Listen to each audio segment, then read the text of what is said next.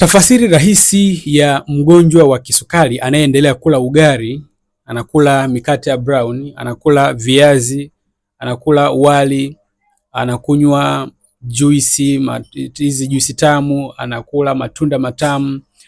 Tafasiri nzuri ya mtu huyo ni kwamba amekata tamaa.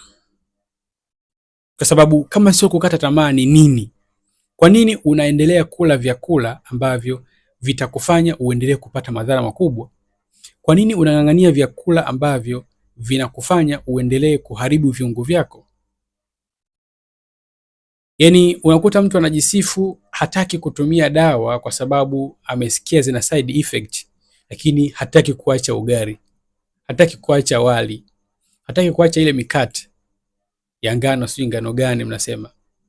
Sikiliza nikwambie ndugu yangu, madhara makubwa ya ugonjwa wa kisukari yanatoka kwenye sukari zaidi kuliko hata zile dawa za sukari.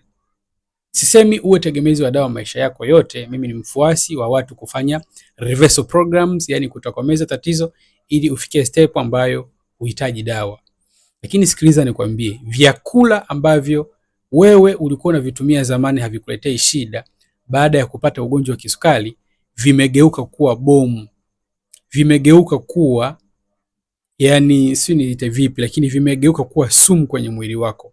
Kwa sababu sukari hiyo hiyo unayoipata, haijalishi imetoka kwenye ugali, imetoka kwenye wali, sukari hiyo hiyo ikiingia kwenye mwili, kwa vile hauwezi kuitumia, ikaanza kurundikana kwenye damu, ndio inaua mishipa ya damu.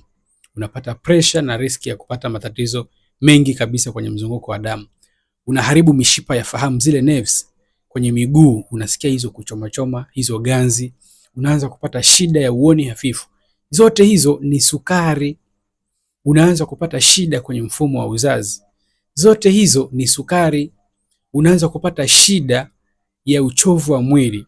Mwili wako haufaidiki na sukari unayoingiza. Unaanza kukonda, ngozi yako inaanza kufubaa kwa sababu mwili wako hauwezi kutumia sukari. Mwili unaweza kaanza hata kutafuna protini kwenye misuli ili kutafuta namna ya kusurvive. Kwa nini unang'ang'ania vyakula ambavyo mwisho wa siku vitakomaliza? Mwisho wa siku vitakomaza ugonjwa, na ugonjwa utatarget viungo vyako, utapata madhara makubwa ambayo ndio yanaweza kusababisha ufikie pabaya. Mgonjwa wa kisukari, usijisalimishe katika vyakula vya hatari.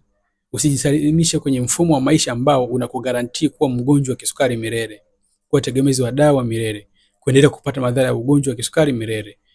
Jiunge na movement Tokomeza Kisukari kwa kukomenti movement. Nakupa utaratibu nawe uwe sehemu ya watu ambao wanatokomeza